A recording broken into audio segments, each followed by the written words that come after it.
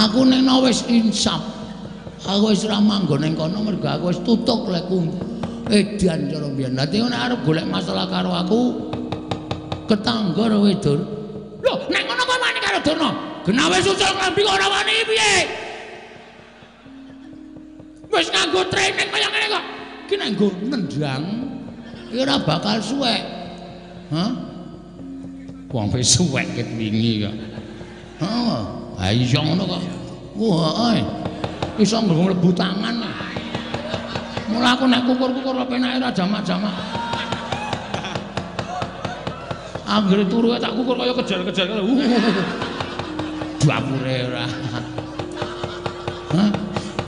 Mula ana bedhekan bakso apa sing paling enak?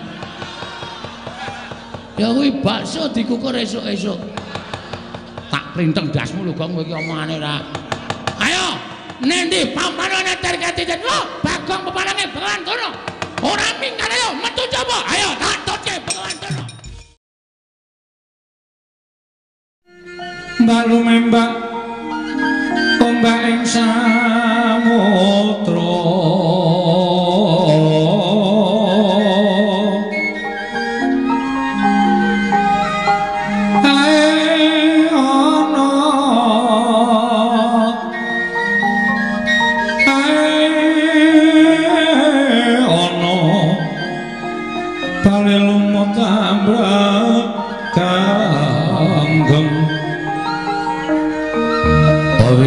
Denceng-dencengan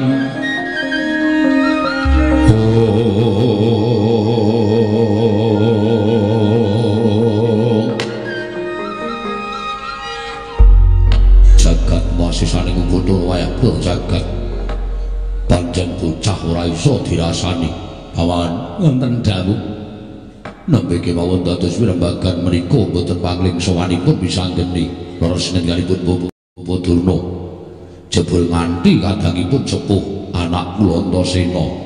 Nggih monggo klasa bantal digulungi.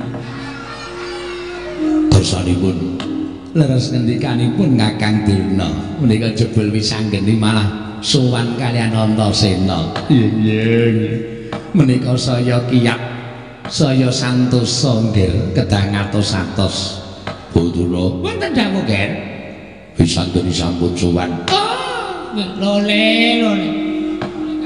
Tinggal manyar-manyar neng jungkul wana dadi salah dadi wana. Saenipun kedah ngatos-atos nggih rangen paduka mari mangandikan mriki. Kula nuwun sewu wis anggene mriku sajaipun sampun gembol. Perkawis sarta sampun nyametaken atur ing badhe kakaturaken dhateng paduka anak Prabu Ngastina. Boduna kasinggihan mekaten kasih calula kaipun kula batindang wis anggene. Oh inggih kula semanggaken. Anak lanang Adindita bocah mursid iso mikul mendem jero karo wong tuwa bisa geni Batharaja Saprabta mungkir cah bagus antuk pamujine Siwa Ngastina slamet aku ngaturke bektiku katur ya wa ya tak tampa pangestune wakmu tampanana tak gegep dadiake jimat Antasena Batharaja Saprabta mungkir cah bagus slamet pangestune Pakdi aku ngaturke bektiku katur ya Pakdi ya tak tampa pangestune wakmu Ngastina tampanana tak gegem dadiake jimat wayah mas katuran karaharjan simbah patih slamet aku bektiku katur ya Mbah inggih kula tampi anggir Antasena wilujeng nggir pangestune Mbah Kakung slamet aku ngaturke bektiku katur ya Mbah Patih inggih kula tampi dawah sami-sami dipun sekecakaken nggih. Yang Patih kaya wis ora kurang prayoga. Ya Simbah Patih kaya wis ora kurang kepenak. Oh, putuku nggih cah bagus. Putuku cah jlunek wis anggene. Kowe padha kanthi Raja Saprabtamu nggih. Simbah Durna slamet aku, Mbah. Aku ngaturke bektiku katur ya, Mbah. Oh iya tak tampa. Pangestune mbahmu tampanana ya wis anggene. Iya, tak gegem dadiake jimat. Pratamu mesti bakal nanjeke nawala iki wis aturake marang anak Prabu Duryudana. Pancen bener mengkono, Mbah. Oh iya syukur. Syukur wis kono durus sing apik-apik wae. Aja nganti dadi perkara ya wis anggene. Ya nek upama mengko mesti ora diparingake mesti tak dadekke perkara. Oh ya wis sakarepmu. Sak penakmu. Antasena kowe slamet. Pangestune Simbah slamet aku ngaturke bektiku katur ya, Mbah. Tak tampa pangestune wong tuwa Tampanan Antasena tak gegem dadekake jimat wisanggeni padha harjo. Siwa ngawangga slamet aku kok aku aturke bekti katur ya wa. Iya ya tak tampa cah bagus pangestuku Tampanana ndak gegem dadekake jimat. Antasena padha slamet. Pakde Karna slamet aku Pakde. Aku aturke bekti katur ya Pakde. Iya ya tak tampa pangestune awakmu ngawangga Tampanana ndak gegem dadekake jimat. Wisanggeni. Ana apa wa? Ana wigati apa dene sira sowan monggo tanpa tinimbalan. Lho. Lah kok dadi Siwa Ngastina tambuh perkara iki. Aku tak takon karo Siwa Ngastina, apa wis nampa nawala iki ndak aturake marang Siwa? Ya wis tak tampa. Lah tegese wis ana tulisane kan ndak tulis ana ing jroning nawala. Yen to 7 dina sakwise aku ngaturake nawala, yen to ora ana keterangan saka Siwa Ngastina, tumuli aku sowan ana negara Ngastina. Lah mongko iki tak anteni nganti 7 dina. Kok ora ana pengendika sarta keterangan saka Siwa Prabu Ngastina. Mula tumuli aku sowan ana negara Ngastina ing wigati nanjihake rawanala wis tak aturake marang aku nyuwun dawuh. Ngastina mbok paringake apa ora? Nek mbok paringake najan mung separo aku wis nampa. Ning yen separo wae tak jaluk ora entuk, ya aja takon dosa. Aku nek nguruh Senopati Ngastina ya aku ora wedi. Wis ngono wae. Kapan tempuking perang, pewancine jam pira? Tak kon tata-tata wadyabala sing ampuh-ampuh aku moh nek ming cilik-cilikan. Aku ya tak nyametake wadyabala sing ampuh-ampuh sing dipandhigani karo Kapten Antasena. Ya ngono to, Kang? Heeh, wis ngono wae rasaku ki ngomong. Wis terus to the point. Apa kuwi? Aku ya ora dong, aku ya mung nirokke wong-wong kuwi. Apa perlune wae nek Siwa Ngastina maringake matur nuwun, nek ora terus kono dingi wae senopatine sapa sing arep didhapuk tutukane nang kene sisan. Lho. Aja nang kene nang alun-alun. Oh iya nang alun-alun. Wis ngono wae, Gusti. Aku tak takut karo kowe. Kuwi gatine apa to kok kowe njaluk negara Ngastina? Lho. Meng bakal tak aturake marang Punden Pandhawa. Kena apa wujude negara Ngastina? Wo. Aku ki ngrumangsani dadi anak sing ora ngerti tata krama. Aku ngrumangsani dadi anak sing ora ngerti unggah-ungguh. Mongko jarene piring sepuh padha nyebutake swargane wong tuwa ki ento nyumurupi anake kuwi kebak tata krama, kebak unggah-ungguh, kebak tata susila. Lan tansah junjung marang derajating wong tuwa. Kuwi nuwun sewu, nadyan wong tuane isih urip ning wis kaya mapan ning kasuwargan. Ning arep duwe anak sugih blegedhu iso munjung ingkung gajah saben dina nyang wong tuwa. Nek pokal gawene mrosal bedugal, watake angkara budine Candala, kuwi arep wong tuwa isih urip wis dibleseke ning neraka jahanam. Mula gandeng aku ki ora iso ngaturake tata krama, ora iso ngaturake unggah-ungguh, ora iso basa, ora iso ndodok kaya anak-anak Pandhawa liyane. Carane aku ngaturke bukti nglawan wong tuwa ya cara kaya ngene iki. Ngaturake wis crita sing tak tampa, Ngastina kuwi darbeke kepundhenku Pandhawa. Ning merga saka pokal gawene nuwun sewu Simbah Patih Sengkuni. Ing nalika semana benthik-benthike Pandhawa karo Kurawa, wekasan Pandhawa lunga saka negara Ngastina. Ngastina dilintir keprabone dening Siwa Ngastina. Ngono ta critane? Bawan wonten dawuh. Kok dados wisanggeni ngertos cariyosipun. Dek sapa ta sing nyebar-nyebar iki? Lah kok dadi bayi wingi sore kok ya ngerti lelakon. Aku mau dicritani para sepuh. Lho sing akeh crita karo aku ya kuwi para Panakawan, kakekne Semar, Nalagareng Petruk lan Bagong. Ing pendak-pendak aku sowan nang Karang Kadempel mesti dijak jagongan karo Panakawan dicritani babagan negara Ngastina.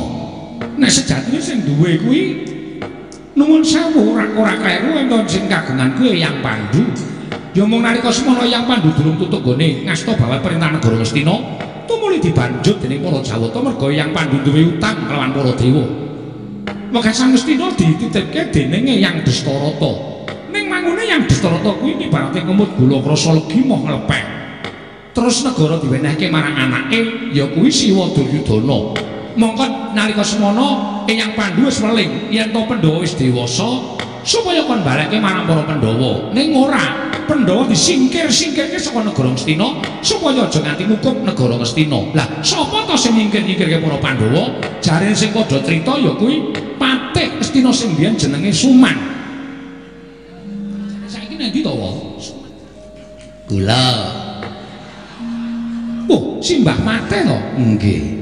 Bola dalah. Ah, critane ngono kuwi mula gandeng negara iki darbaing pepundhen Pandhawa tak suwun. Siwa Ngastina kudu ngiklasake. Yen Siwa Ngastina kepengin mukti ya golek negara dhewe bebodro. Aja gampang sumendhe marang panguwasaning wong tuwa. Aja gampang ngenteni karo warisaning wong tuwa. Nek kepengin niat dadi nalendra, sing pancen nalendra sing berbudi bawa laksana tur kuncara anjayeng bawana kuwi nek cara aku ya dadi ratu ani bedak negara mboyong putri bondo ratu kuwi lagi wong lanang tenan. Lah nek ming nampa tinggalane wong tuwae nek cara aku nggo abrak apa? Lungguh ora gleleng ngandhang apik ora gleleng duwe tumpakan ya ora gleleng nek ming ngenteni nggone wong tuwa. Nek iso iki bebodro dhewe, nek iso ki bedak negara. Nek cara aku ngono. Ya Kakang Antasena ya, kaya ngragap ngantuk ya aku. Aja ngantuk Kakang, iki nyambut gawe lah ya. Gaweanku rak mengku jotosan to. Lah iya, aku nek krungu rembugan suwe-suwe ngene iki mataku ora kuat. Mbok wis apa perlune ceket-ceket entuk ora Pakdi, nek ra entuk tak aturi jaga jagang sing jero beteng sing kandel. Saiki jam piro? Jam 10 esuk. Jam 12 gepuk perang negara Ngastina. Ngono iki rampung. Antasena. Nggih. Mbok sareh to nggih ra bagus. Putuku cah bagus sareh yo. Nulak to karo mbahmu saka lima. Mbahmu ki wong sabar, wong ikhlas, wong tawakal. Aja sak kesusu, aja sak nuruti karo brahmancane kakung kaduk kepanasan. Kuwi ora prayoga ya Antasena. Ya, tak sabar nek ora iso sabar. Mbul iki engko wis gage wae. Paringa pangandikan. Paman dos pundi? Nuwun sewu nggih kula sampun gembrobos. Kula sampun boten saged matur sampun ngantos dangu kaliyan kula. Wisanggeni menawi sampun ngaten menika sajaipun boten saged dipun ndakaken nggih kula sumanggaaken nggih anak Prabu. Caca muntap lir netap duka yayasinipe. Netra kocak mundarandir.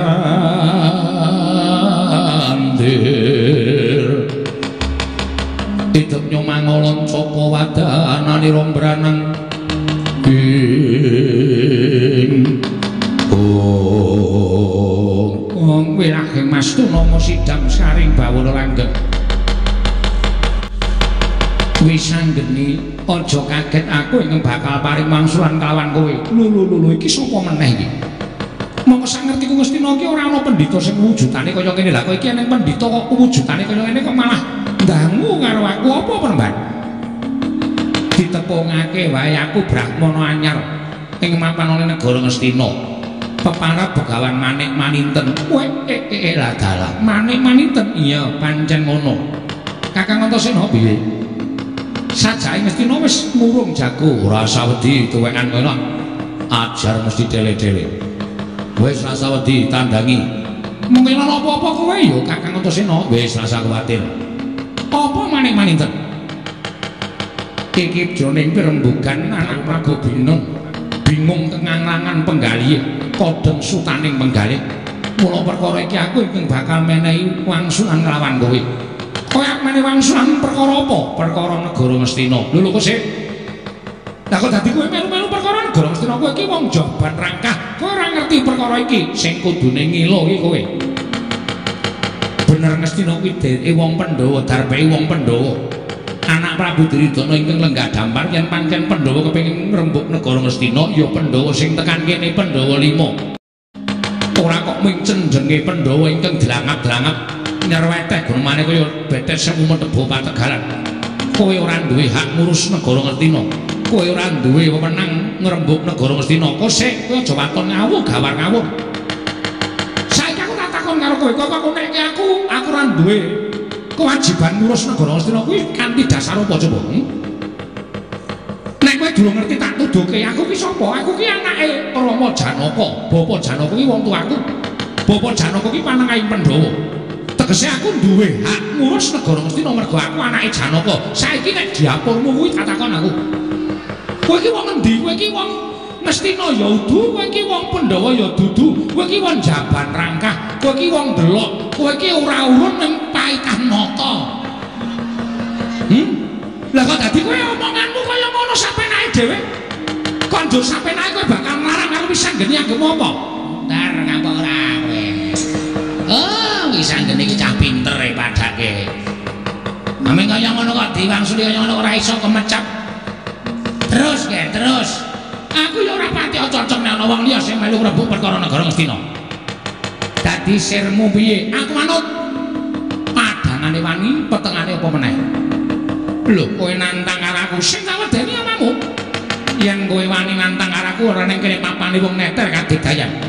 Ayo, eneng jaba ditaker kowe apa aku sing bakal tekaning pati. Walah dalah, Kakang Antasena piye? Wis dadi, Kakang, wis dadi. Wis, ya aku tak metu. Mungsuhe sapa? Iki pendhita jenenge Manik Maninten. Ayo, Begawan Manik Maninten. Metu jaba kowe mungsuh karo aku. Aja mungsuh karo Wisanggeni. Ora, aku bakal mungsuh Wisanggeni. Kowe iso ngalahke aku, iso adu arep karo Wisanggeni. Iya, ayo metu jaba cowokan bebangal kowe.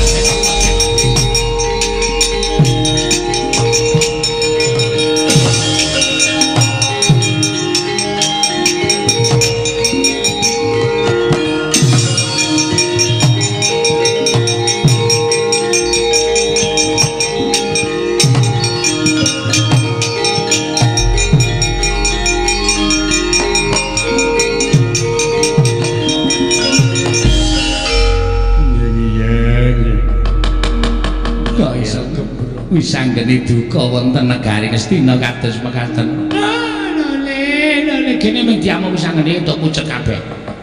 Ora ana sing padha iso kemecap. Monggo Wisanggeni menika bayi wingi sore. Ora kaya-kaya Kurawa. Pini sepuh Ngastina ki nek ngrembug mateni Pandhawa kaya yak-yak. Endi Pandhawa sing diracun, endi Pandhawa sing dinaiki supaya tekaning pati. Akhire tekaning Wisanggeni kok dek pati nganti ora iso metuduk. Bingung kowe. Nggih Kakang Dena perbawane gedhe tenan. Niku putu kula niku. Lho. Putu sampeyan saka sapa? Lho, Janaka niku sinten? Janaka niku satriya Pandhawa. Janaka niku nganggep kula niku bapak, Werkudara nganggep kula niku bapak. Mulane ana anake Werkudara, anake Janaka niku jane pun putu kula. Kekendelane Wisanggeni menika esuk kalima. Kepinterane Wisanggeni menika tiru mbahne saka lima, ora ana sing tiru wong liya. Oh, apa kekendaraan Wisanggeni niku turu bapakne? Mboten, Janaka niku luro, alus. Janaka niku nek ngendika alun nika. Nek sing branyak, sing agal growal-growal, tur ya kasinungan ilmu sing pinter niku mbahne. Nggih. Ngoten nggih. Nggih. Kula ya percaya kendele ora umum. Sampeyan ora ngerti jaman nom-noman kula kok, Pati. Nom-noman kula niku Raden Kumbayana. Niku sapa sing wani karo Kumbayana? Mboten nonton. Kula niku duwe gegayuhan urip ana ing alam padang niku dadi wong sing digdaya dhewe sak jagat. Oh, ngoten. Nggih, jaman nom-noman kula. Mula sapa-sapa tak tantang, sapa-sapa tak jak gelut supaya aja ana wong kang ngungkuli meneng kadidane Kumbayana. Lah kok nganti kesasar dadi pendhita. Nasik kodrat pesti menika namun dipun gawesaken dening Kang Maha Kawasa. Dadi ora sak iso dadi satriya sing pepengane malah dadi pendhita. Mergane dadak momong satama. Momong satama. Kok iso momong satama? Sadereke niku kula lali critane Dewate. Kok lali? Suwek bukune. Mboten iso kula apalke. Niku ya mergo saka kelakuan sampeyan. Wong niku mengkari kelakuane. Wong niku nek wani karo wong tuwa niku nuwun sewu bakale kuwalat. Contone lelakon sampeyan. Jaman sampeyan dadi satriya pengpengan dikon dadi ratu kon ganti kalian Prabu Baratwaja sampeyan ora gelem. Malah sampeyan kuman-kuman bapakne ora gelem dadi ratu. Ratu iki ora kok gegayuhane Begawan Durna utawa Kumbayana. Kelepat lunga tanpa pamit disepatani karo Prabu Baratwaja. Kumbayana kuwi arep nemoni lelakon apa? Nah, mandi sepatane wong tuwa. Sampeyan ora iso nyabrang Bengawan terus nganti rabi karo jaran kita. Niku lelakon sampeyan niku mergo sepatane wong tuwa. Sing ngomong sapa? Kula ngoten kok. Sampeyan ora gawe-gawe. Rabi karo jaran iku ora perkara kesepakane wong tuwa. Ning gandeng anane ya mung kuwi. Oh. Gek kanane ning dhuwur segara sepine ora jaman-jaman. Arep golek kegiatan ya ora ana ya sanane wae. Niku Dewate. Nggih, nggih. Paman Haryo wonten dawuh Bawandana. Wonten dawuh Kakang Prabu Karna wonten timbalan Kyai. Kula aturi ngetapaken para sata Kurawa isa ora isa bisa ngene kudu minggat. Yen bisa ngene ora minggat saka negara Ngastina. Menika ateges kula badhe kejalan negari Ngastina. inggih ngestaken dawuh nyuwun pamit madal paselan. Nggih nyuwun pamit madal paselan. Kakang Prabu Karna Mun mawon Kyai saged menika paripaksa kula mboten tumut-tumut. nggih menapa? Amargi mohaya anggit kula badhe kepareng tumandang. Liripun kados pundi? Misanggene menika anak kula lan ugi sembah kula. Pundi anggenipun badhe kula mbebantu. Menawi kula mbantu Paduka Kyai Prabu ateges kula menika singgo tiyang sepuh mboten saged tresna kaliyan maju kula piyambak. Nanging menawi kula mbantu dhateng Misanggeni lajeng wonten pundi kesaganipun Narpati Basukarna mila nuwun pamunten menawi saged menika kula lereh kemawon mboten badhe tumut-tumut. Nggih kula sepanggaken mboten dados menapa nanging Bawandana Wonten dawuh nggih. kula suwun Paduka sampun ngikhlasaken para sata Kurawa. Nak nggih. Kula aturi damel srana nyingkiraken Misanggeni. Oh nggih, nggih. Bantu kaliyan pupuh menemban manik-maninten. Oh nggih, ngestaken dawuh. Nyuwun pamit madal paselan. Ngatos-atos sampun kados lari-alit. Paman Haryo Wonten dawuh. bubarno kang padha sipa ingsun kundur kedatun Kawula non marmadal paselan. sing ati-ati aja kaya bocah cilik paman kula sejenar. Oh, To. Mus paripurna sabdaning Sang Nata arsa kundur kedatun. Nalika semanten jlok saking dampar kula kenapit katrak sanggaring Kurumban Cedi manggung tanggung Joko Paloro ingin sami ngambil pacaraning Prabu. Kawis tinggal saking mandura tindaknya Sri Naranata nganti kaya temanten binayang-bayang saking kasuwargan jat.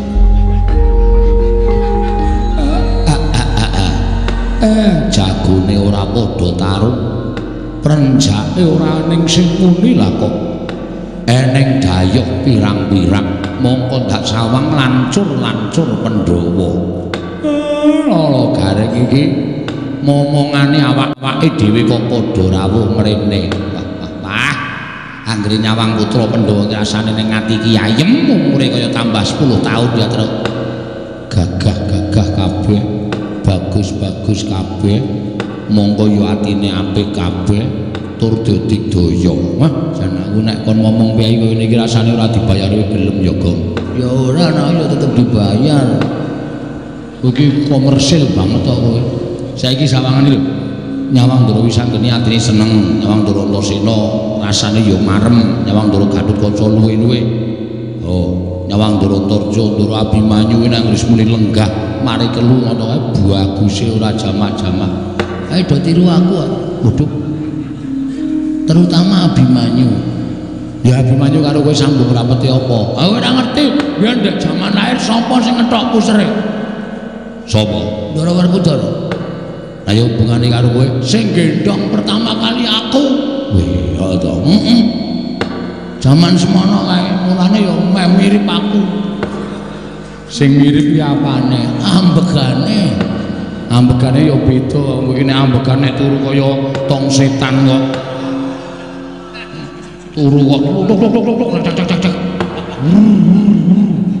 Ayo jenenge wong iso mangan jengake sawerning swara ora iso nek ra ana aku. Ha iya.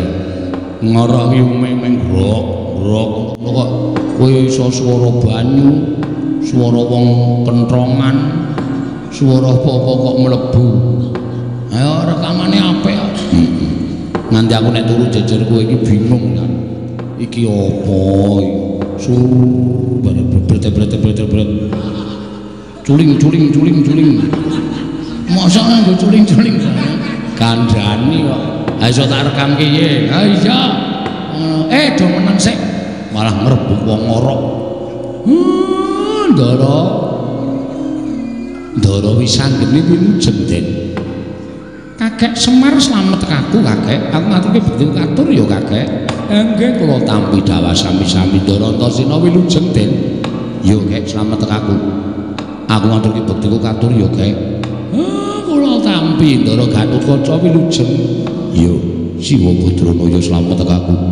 Aku ngaturke bektiku katur Siwa Semar. Kula tampi Ndara Antarja wilujeng. Yo Siwa Semar.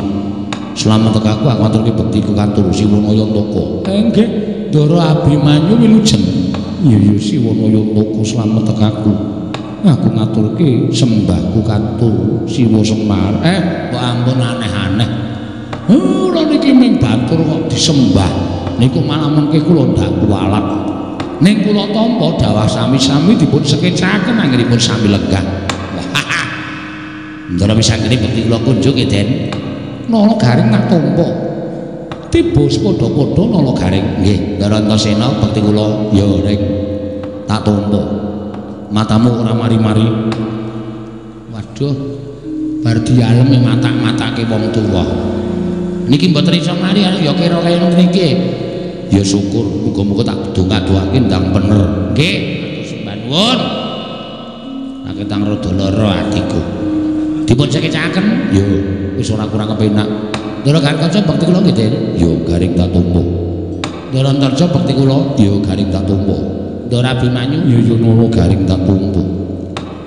Ndara Wisanggeni bekti kula, ya Petruk tak tampa. Ndara Antasena bekti kula nggih, Den. Ya terus tak tampa. Ndara Gatotkaca, ya Petruk. Ndara Antarja, ya Petruk. Ndara Abimanyu, ya Petruk tak tampa. Ya kok. Ndara Wisanggeni, Ndara Antasena, Ndara Gatotkaca, Ndara Antarja, Ndara Abimanyu, bekti kula kanca. Kowe kok ndur kabeh disaruk wae. Kesuwen ming bageke kok suwene ra jamak-jamak. Wong edan Bagong ya tak tampa tiba padha-padha. Wong kentir Bagong ya tak tampa tiba padha-padha. Wong edan Bagong tak tampa. Wong pekok Bagong tak tampa. Wong bagus Bagong tak tampa. Kae. Ngisor dhewe kae nyenengke kae. Wis dibekteni suarane do ora penak.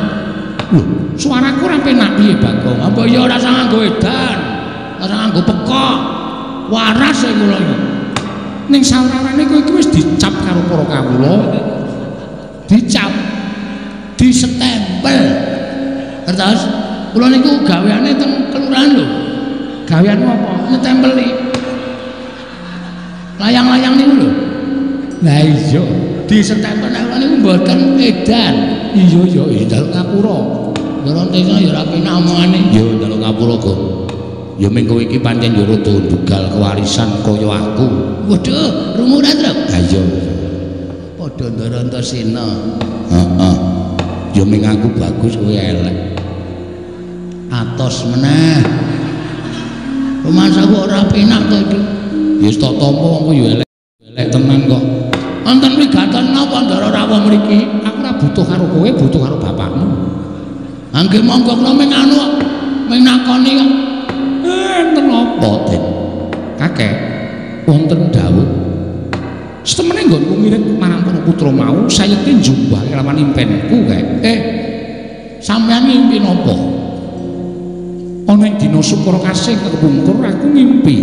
Mongko wektune kuwi puspa tajem utawa kadoro dasih ketitik sawise nggonku rampung nggo ning lakone nendra wis gagat bangun rahina ateges pen kuwi bakal kasunyatan ora nyono-nyono kakek Semar kuwi kaya mangku Sang Hyang Candra soroting Sang Hyang Rembulan nalika semono nganti tekan pasuryaning kakek Semar dadi mencara mawa cahya sapa ing caketan tumule entuk soroting saka kakek Semar kaya entuk daya kekuatan ingkang aku matur marang Kakangku Antasena, Kakang Garwaca lan Kakang Antarja putri Kakang Abimanyu ndak kanthi sowan mrene ingkang wigati yen pancen Kakang Semar kuwi bakal duwe sedya, duwe gegayuhan marata aku kandhanana, aku paling ana dawuh merga kanthi cara mengkono aku bakal sabiyantu marang Kakang Semar bot repoting Kakang Semar aku bakal bantu marang panjenenganing Kakang Nayantaka.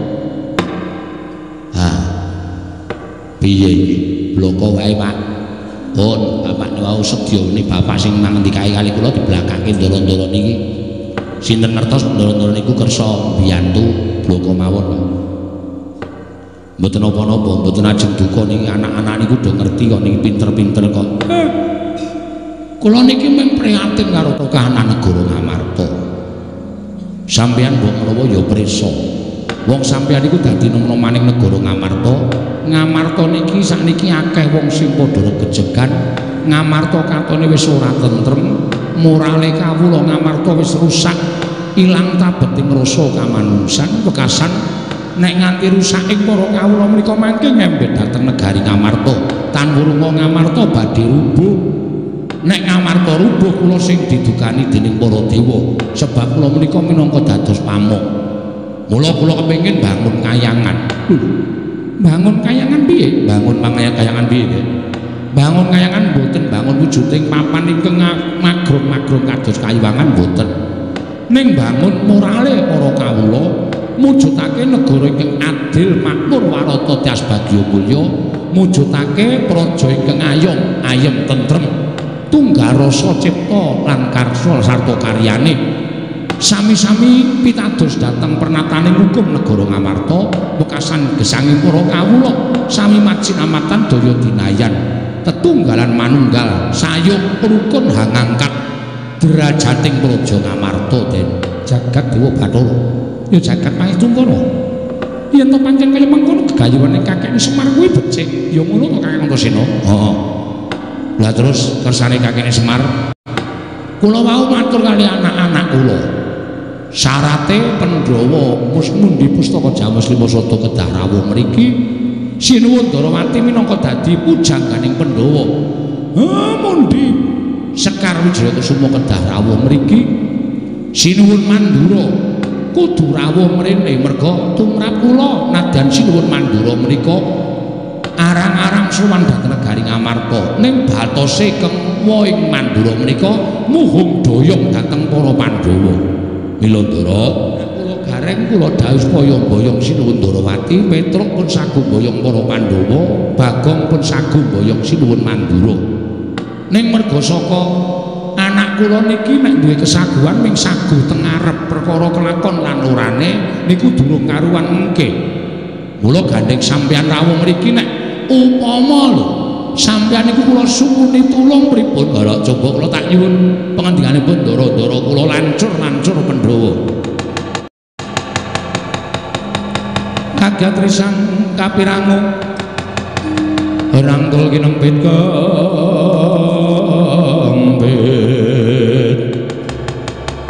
dosa ngreknaning bawana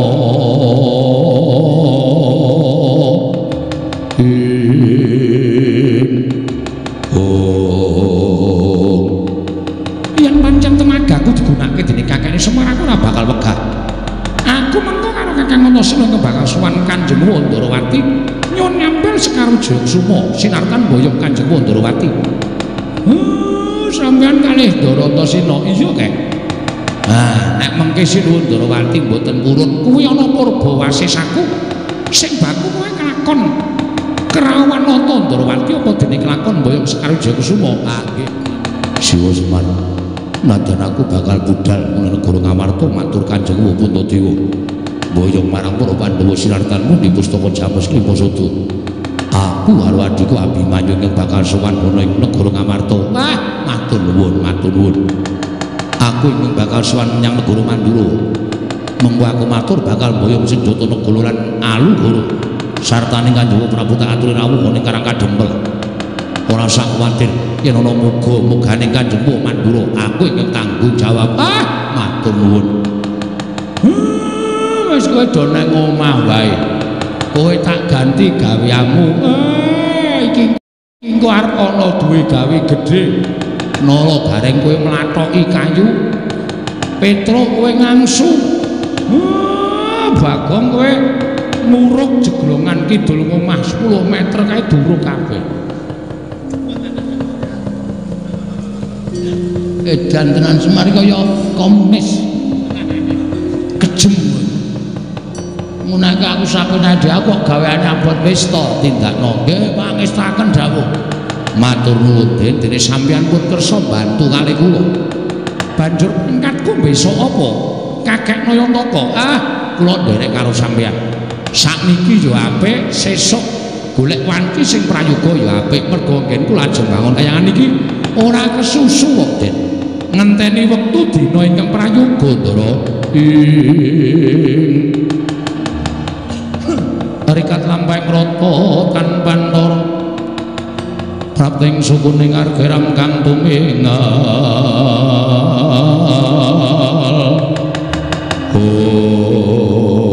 dereng ngantos pasrami balasun kasarurawipun Begawan Durna pandhiting Sukalima miyak kang sagung sumaya karya kagiat kang samya mulat.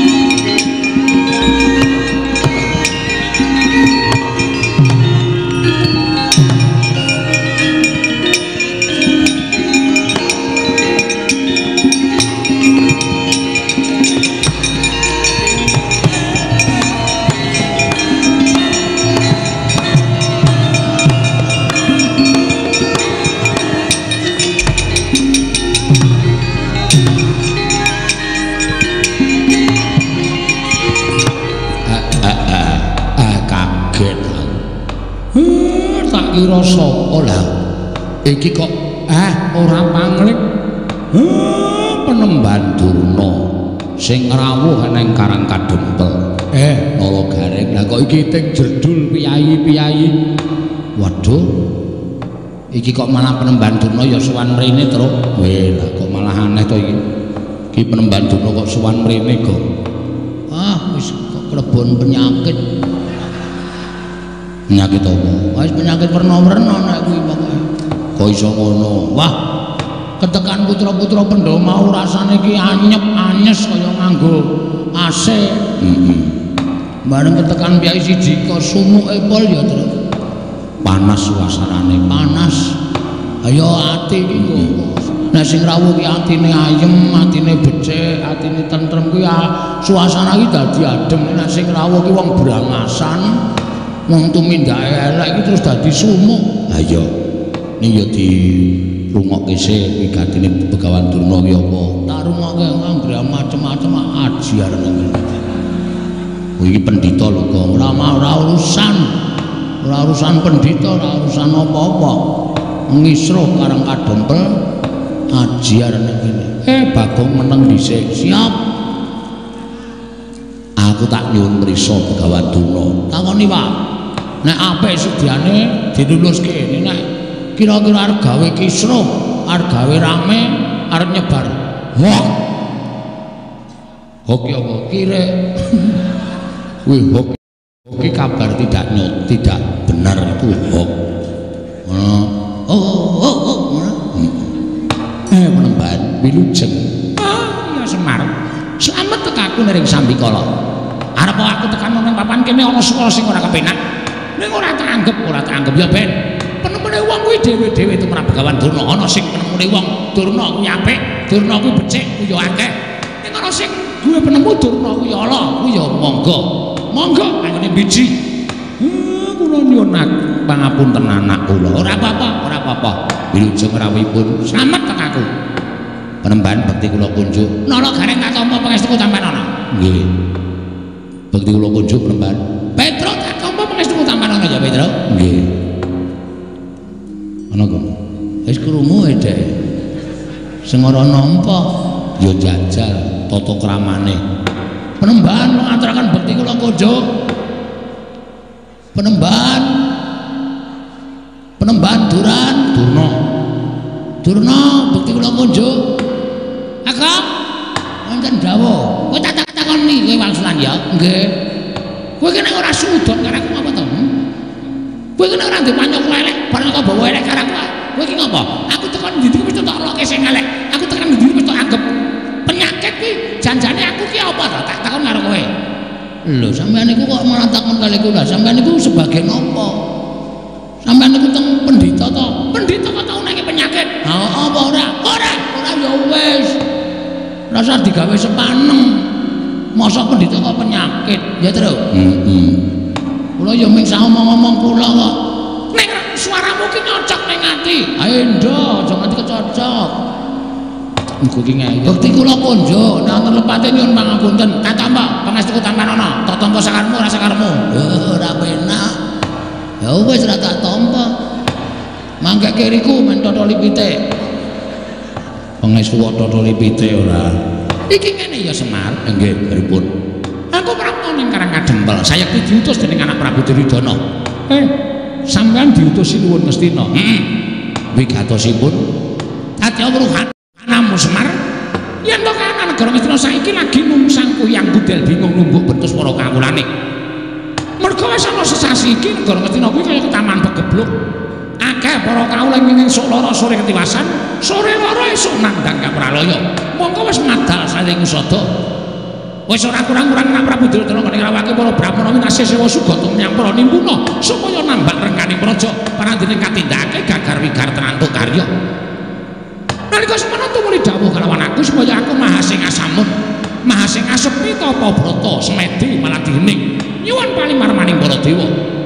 Jroning aku tapa aku entuk sasmita ing dumeling ana ing Karna. Sasmitaning dhewe ing tak tampa negara Ngastina bisa malya nirmala temajati jati temamulya. Yen ta ora ketemamung sedhela tinenggan dening Semar Badranaya. Mula Semar tumuli aku diutus dening anak Prabu Duryudana supaya sowan ning Karang Kadempel. Ing wigati mboyong marang kowe. Ayo tak kanthi kowe sowan ning negara Ngastina ora ketamung sedina rong dina. Kowe mapan ning negara Ngastina. Mengko yen pagebluk mau wis sirep tumuli kowe bali ning Karang Kadempel. Wadene kowe krasa kepenak bene mapan negara Ngastina. Kowe mau bali marang Karang Kadempel. Ora apa-apa, Semar, ora apa-apa. Malah kepasang Yogya katujuh nginu. Dene kowe gelem mapan ning negara Ngastina. Kowe njaluk apa bakal keturutan. Kowe njaluk pangkat apa bakal kasembadan Semar. Nggih. Mula dina iki setemene aku ora kok sowani jen. Kurawa wis padha mlumpuk nedya mboyong marang kowe. Wis diyasake tandu. Saka ing Karang Kadempel tekan negara Ngastina kowe ora bakal dijak mlaku, nanging bakal ditandu, dianggep wong sing wigati, wong sing bakal gawe padang negara Ngastina. Ayo dina iki mangkat Semar. Mengko umpama kowe wis bisa gawe padang negara Ngastina, balimu kowe bakal disangoni 7 gerobak Mas Pices Raja Brana. Kuwi nek nggo bangun omah kowe iso tingkat 400. Apa ora moncer? Kowe tekan Karang Kadempel tumuli lemah kiwa tengene tok tuku kabeh, tok deki Pandhawa. Ora kok kaya omahmu saiki iki aku kok ngenes banget to Semar. Saklae kowe melu para Pandhawa iki kok rumangsaku Pandhawa ora gatek karo uripmu coba. Ya bener omahmu Pandhawa. Ning kok payone kok ana gendeng, ana seng, ana plastik. Iki Pandhawa model apa aku tak takon karo kowe. Mongko nalika semono aku sowan mrene iki Udakara wis macakmu ya ora ganti-ganti. Lincah kok campur karo telek pitik. Kowe kuwi abdine Pandhawa. Lah kok uripmu ora mingsra babar blas. Mbok ya golek kamuktening lair to Semar. Golek derajat, golek pangkat, golek brana pices, golek bondo donya dienggo nyukupi marang uripmu ning alam padang. Nek kowe gelem sowan negara Ngastina, iki bakal malih grembyang amung diuntung 3 kedheping paningal. Kowe sowan negara Ngastina 2 dina 3 dina bali dikanteni 7 gerobak Mas Pices Raja Brana, mutiara inten jamrut hergeni. Kabeh bakal dipasrahke marang kowe. Tekan Karang Kadempel tok dudah sak karung wae, mongko saben sak gerobak isine 40 karung. Kuwi 7 karung. Petungan. Ayo pikirin, apa ora blereng. Kowe buka sak karung wae iso to nggo tuku lemah 4.000 hektar. Wis, tok deki omah 350 meter. Yasa stadion bal-balan. Yasa apa wae kowe bakal lakon. Kowe tuku tumpakan kereta kencana tinarik jiaran cacah 8 ya kelakon. Kowe ora mung nganggo jarik sing karo 8 kaya ngono kuwi. Kathokmu training ireng. Lek tuku ning nggon wayangan to kuwi. Ketara mereke ora terkenal. Semar kok nganggo training tulisane SD Kali Bawang.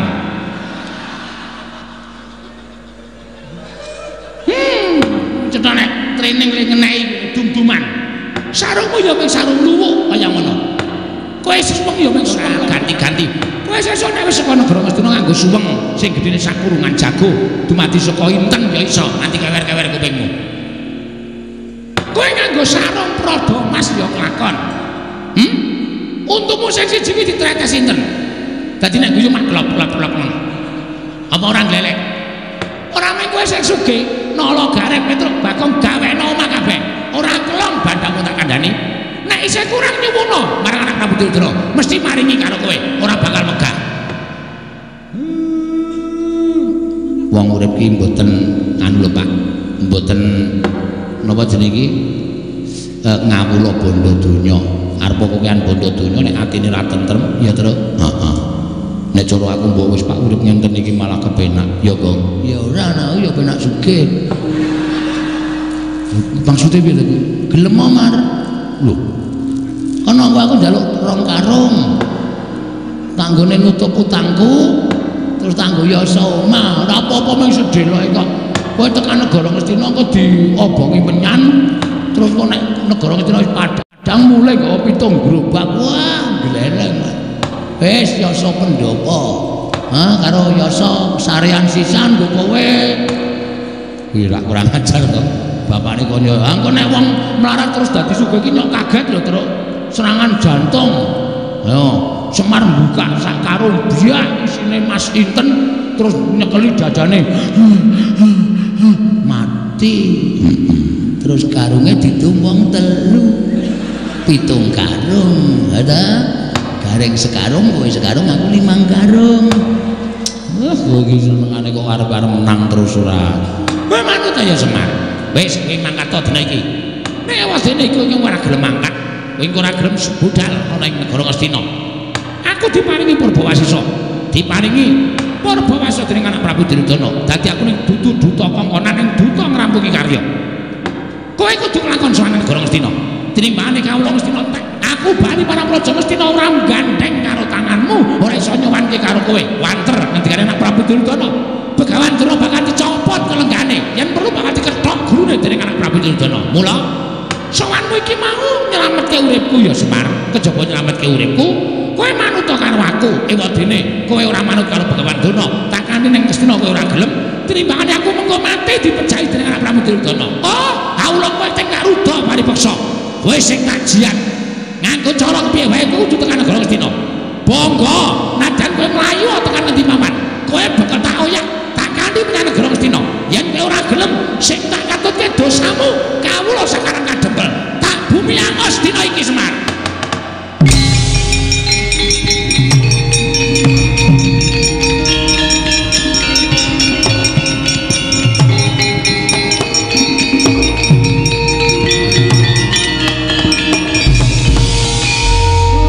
Bagong arep ngopo? Sik, Mar. Tenang, Mar. Iya ana kata-katane Durna sing marai atiku merkitik. Merkitik piye? Durna mau arep meksa karo kowe ning negara Ngastina ora masalah, kowe pribadi urusanmu wong loro.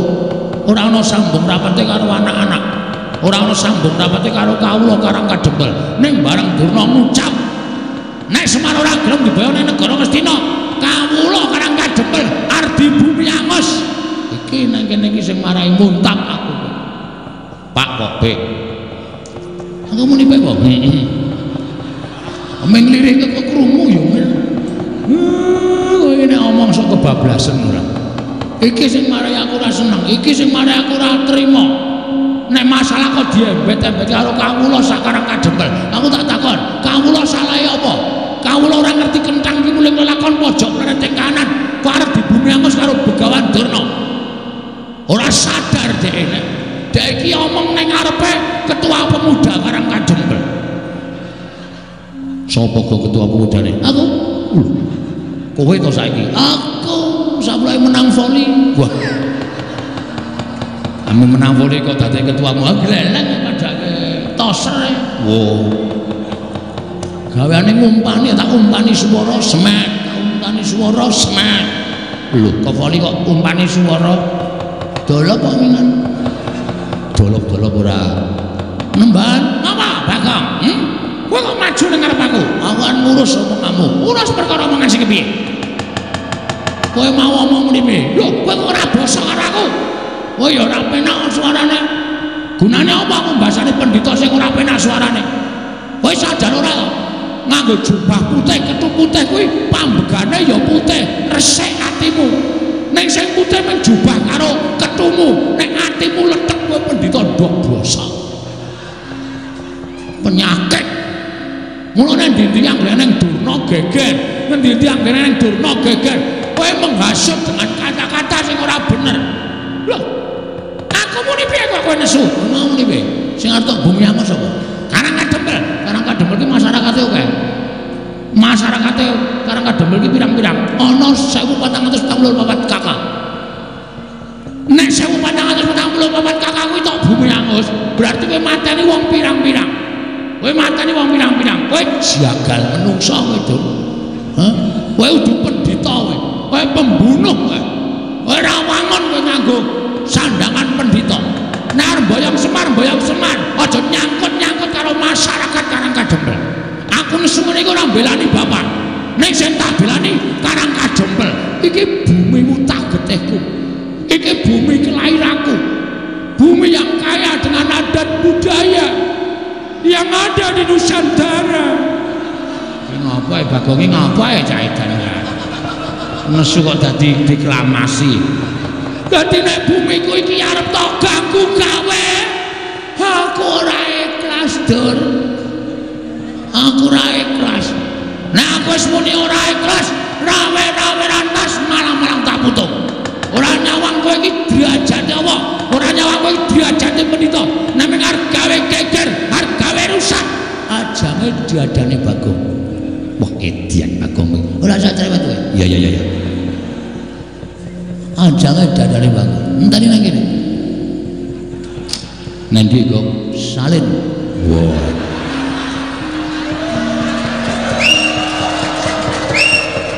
Nek wis aku nganggo kathok training sabuhan tampar kawat putih ngene iki. Iki pakaian kanggo ngajar wong. Mulane aku nyandang kaya ngene ora wedi sapa-sapa, Dur. Ngejak pirang dina wae. Arep kowe nggo soto Kurawa. Aku ora wedi. Aku ketwingi wis ngesak soto mbakku. Ayo ditandheke ya. Perkara karo boyong karo Semar boyongan ning rasa ngrasani karo wong Karangkadempel. Nek Semar ora gelem tak boyong ning Karangkadempel. Utawa tak boyong ning negara Ngastina. Oh, kawula Karangkadempel kene tak bumi angus tenan Bagong. Iki sing dadi masalah. Ngrampunge ora ning kene. Ayo golek papan sing jembar. Golek papan sing jembar. Bagong kuwi wong kulino gelut. Tandane. Kowe ngerti ra? Terminal deksoi gendone iki. Aku nek wis insaf. Aku wis ora manggon ning kono mergo aku wis tutuk lekku.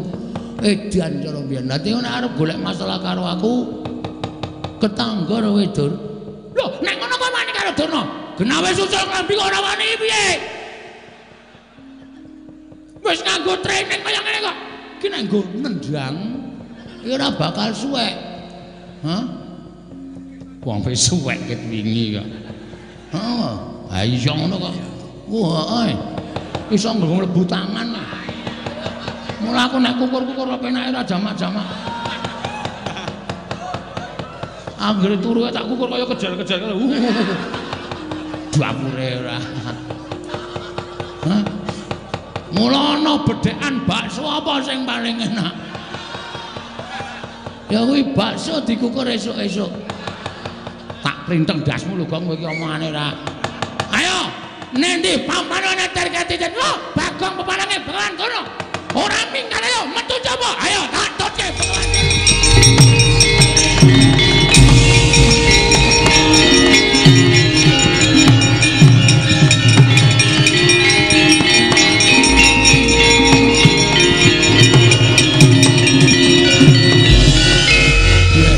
Seru pisan. Bocah kok kandhan-kandhanane angel. Bocah kok semene. Nah dedelke beda. Aja ngomong aku takon. Takon ngene omong cangkem elek. Iki gawe masalah ngerti ra? Gawe masalah ngerti iso? Ngerti. Lah kok tok gawe masalah pancen gak sengaja, Mas. Aku ora mbelani kowe lho, Pak Jogen. Aku ora mbelani kowe. Bar perkara kar diboyo karo Durna ora masalah, terserah. Iki perkara kamu. Bar nggawa pitung gerobak karo ngisi Mas. Monggo aku ora pengen. Nek Durna ngrasani katetremane masyarakat Karang Kadem. Iki Pak, wis diresmi dilantik dadi ketua pemuda. Iki dadi kewajibanku tentrem lan orane desa. Nek pundake para nom-noman, ora kok malah nom-nomane padha teler-teleran. Padha dolanan obat. Manusia macam apa? Terus di mana? Di mana tulang punggung negara nek tulang punggung wedok tegloyan ora karu-karuan. Negarane remuk. Mula aku kudu sesanggep aku tak rampungake. Aku adoh saka minuman keras, adoh saka obat-obatan. Sirku ngopo? Gawe tentrem Karang Kadem. Nek sing ganggu kene mau, aku sing ora nrimake. Tepuk tangan. Wah, tepuk tangan kok dikon. Yo wis rasa itu.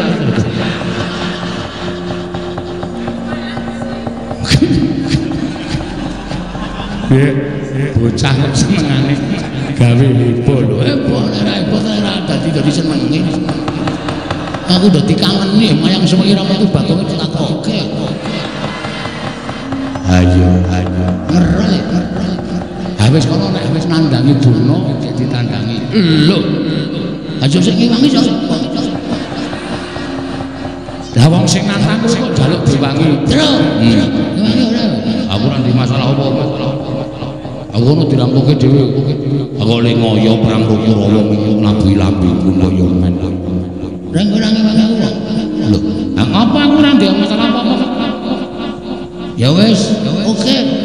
Kowe ngono saiki ora masalah. Dikira aku terus semendhe karo kekuatanmu apa to? Dumeh anake Semar sing dhuwur dhewe sing jangkae amba dhewe, sing kekuatane gedhe dhewe. Kowe tak suwune tulung nyingkirke memala Karang Kadem wangsul awakmu semua. Oke. Tak titani omonganmu sore iki. Asli tak titani wah golek kok njaluk tulung Gong. Iki Gong. Preke meneh. Wis ora rasa ngono kowe. Gus, opo? Sampeyan sayang mboten kali kula. Lho, kowe iki abdi kok. Monggo kowe abdi sing paling nyenengke. Ngamarta ki nek ora ana kowe ning ana Gareng karo Petruk karo bapakmu ki ora gayeng. Nek ana kowe dadi gayeng ki ora jamak-jamak. Ngamarta dadi kaya kebak kabagian. Betul. Terus mengenai hal seperti ini, sini Durna niki wau lho, pun kula tantange. Sing nantang Durna lho kula. Sampeyan preso iya ngerti. Lah terus napa sampeyan mboten ngilangi kula? Lho, Bagong, kowe arep gelut karo Durna to? Nggih. Aja kuwatir, aku sing nampungi. Kok ngambung. Saking seneng kowe. Darata seno. Sampeyan sayang kula mboten? Ora. Kok sayang yo. Tapi kon ngajar Kurawa. Wis kowe lubusi kepenak. Engko Kurawa tak jotosane. Asik. Ndara gak ada kacau. Kurawa dipotoli sirahe. Yo aja kuwatir potolane. Wong sik drat-dratan langsung dicabut ae. Ben rusak ora iso didandani. Yo. Dirontarjo. Apa Bagong? Kurawa disemburi kabeh. Yo semburane. Ben do mlonyo awake do muntus ora kedemel. Yo, nek Durna mangkano maju perang klubur wong pirang-pirang. Yo, aja kuwatir. Ora bimanyu bebe Bagong. Sampeyan tahu to? Pas melak niku kula goleke unjukan Melayu aduh banget nanti kula gembrobyong. Iya. Pas teng-tengah Malas Kelingan to. Iya. Pas pados Wahyu Cakraning. Iya. Dados pendhita. Iya. Kelingan mboten? Kelingan. Berarti labuhan kula gedhe tumrap sampeyan. Ora bakal tak nalekake. Saniki kula nek ke Taman Karang Kelingan iki panjenengan pripun? Aja kuwatir aku bilane kowe. Sip. Ora butuh kowe nyok.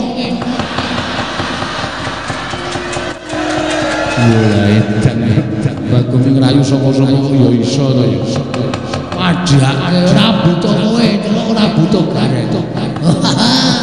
iki lho rekan-rekanku wis siap nandingi para sata Kurawa. Awak ya urung do mangkat kok mangkat. Kaya kowe iki bombong-bombong. Oh iya ya. Niki lajeng mangkat Pandai Kurawa njing napa? Aku manut kowe. Kowe iki ketua pemuda. Aku manut ketuane. Oke, ketua pemuda memerintahkan anak-anak Pandhawa Buddha sekarang menemui. Aduh kok.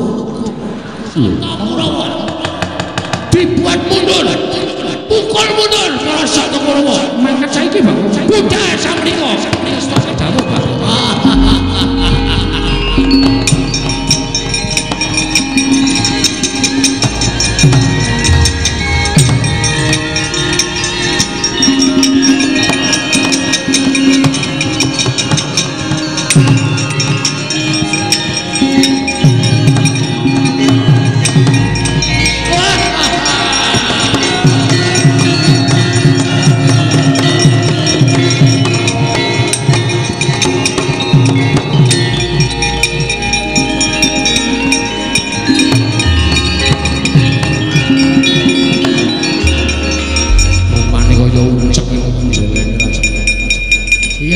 Percaya ora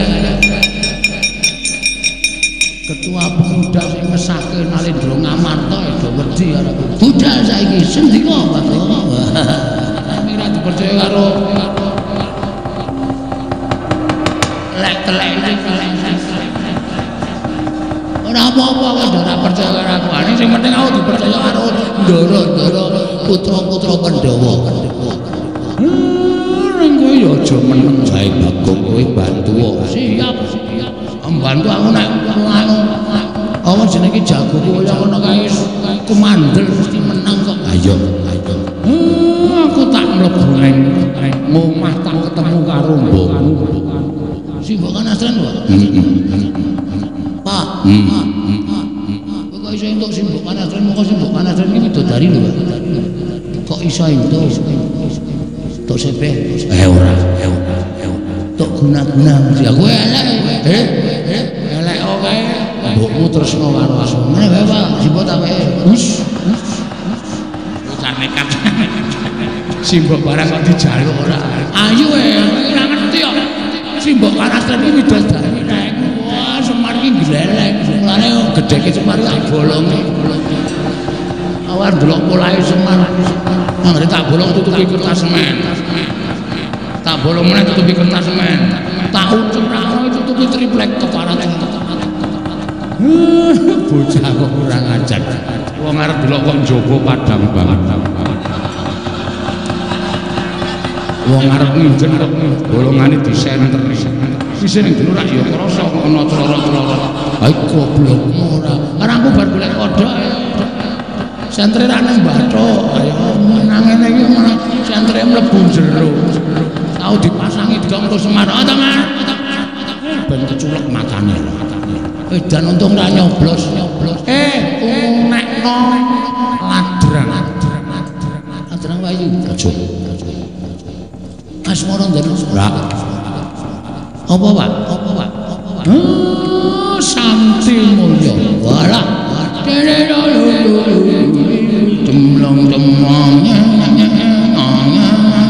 Sarung jagung. Oh ya Santi Mulya mangga kanca-kanca pengrawit saking Karangajempel Bapak ajeng ketemu alih Simbok Kanastren dipun iringi Santi Mulya. Monggo tak plathuk jasmu. Kurang ajian. Menenge ya Kang ya. Ayo mangga aja.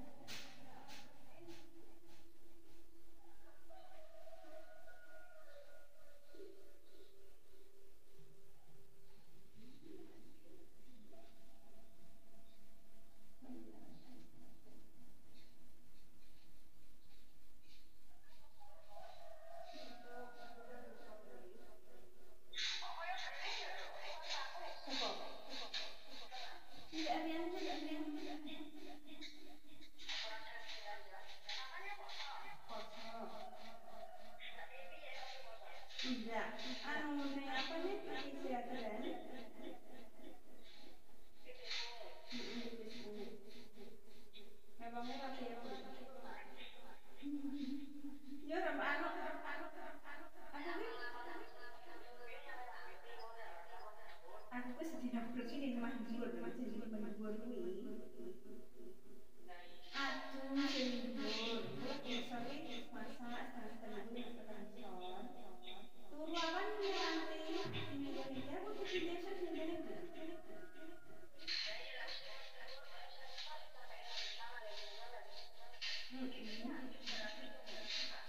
Berarti aku lewat sini kan berarti awan. Lek sore aku lagi lewat setengah telu. Kok ada mono lah anu ngenteni ngasih kok munggah setengah itu ngono. Lah anu yo kok sore lek kemati sik baca awan munggah iku kok yang maghrib apa dene. Metu metu ngarep kono kan orang tetangga.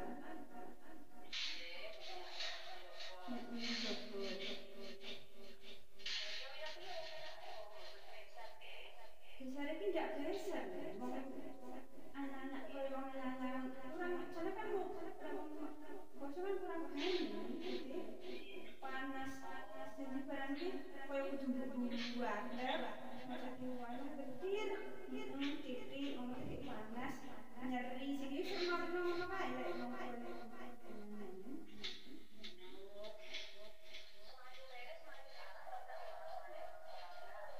ya panas pokoknya sudah libur kan jangan unik di jero asal tau sehari di bukan libur gue sekelas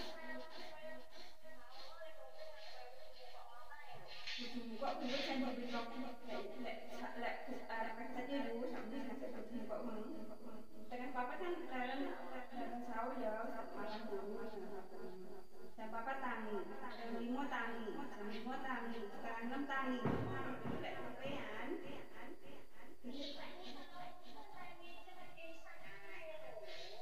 dari kono, dia pak, dia kemas kayak papat dulu.